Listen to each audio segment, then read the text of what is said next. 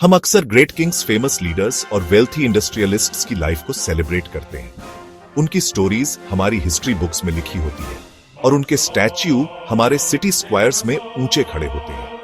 हम उनके नाम और उनके ग्रैंड अचीवमेंट्स को जानते हैं, लेकिन इंडिया, हमारा प्यारा देश, सिर्फ इन फेमस फिगर्स के कंधों पर नहीं बना है। यह अनगिनत अनसीन पिलर्स द्वारा टिका हुआ है।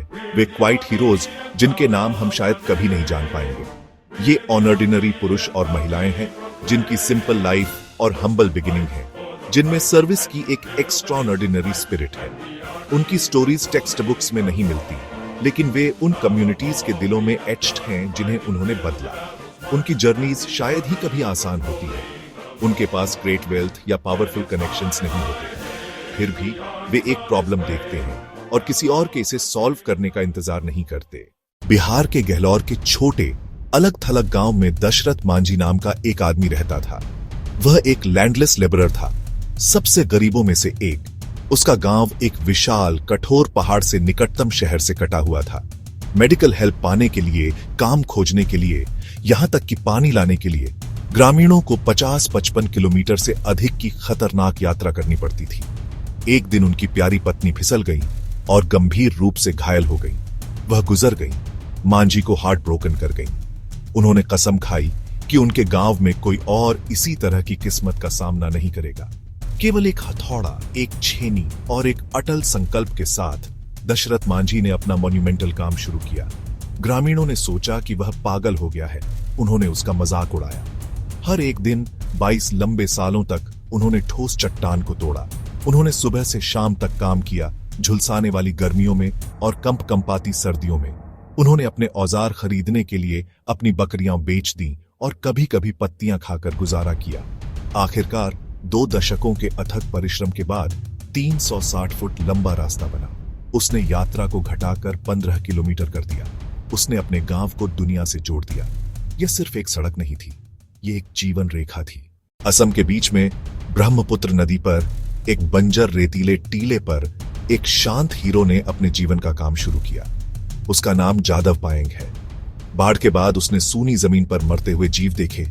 छाया न होने से वे मर रहे थे। वन विभाग ने कहा कुछ नहीं उग सकता।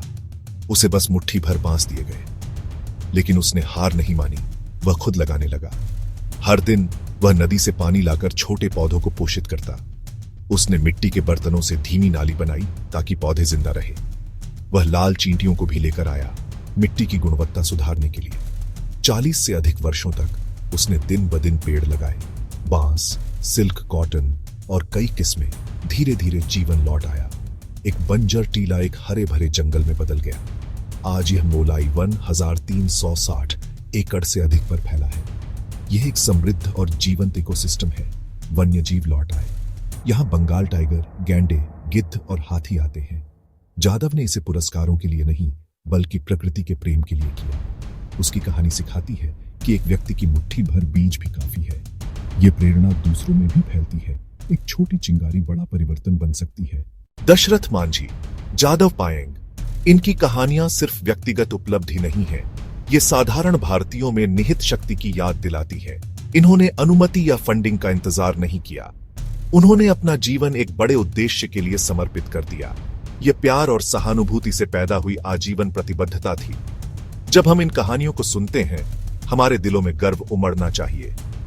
यह असली भारत है, प्राचीन स्मारकों से परे। यह मानवीय भावना की भूमि है।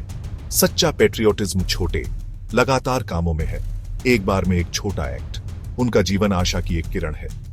हमसे हर किसी से सवाल पूछते हैं, मैं क्या कर सकता हूं? किसी बच्चे को पढ़ाना, एक पेड़ लगाना, बस एक पड़ोसी की मदद करना, ये सब महत्वपूर्ण है। दयालुता का हर कार्य हमारे राष्ट्र के ताने बाने में योगदान देता है। दशरथ मांझी, जादव पायेंग, उनकी विरासत हमारे बीच है। आइए हम इन कहानियों को खोजें, सुने और साझा करें। इन अनसुने नायकों को उत्साह के साथ मनाएं। वे हमारे देश के सच्चे रत्न हैं। उनकी निस्वार्थ सेवा सच्ची वीरता की मिसाल है। यह उनकी विरासत है, और यह विरासत जिस पर हर भारतीय को गर्व होना चाहिए। इन कहानियों को अपने साथ रखें और अगली पीढ़ी को बताएं।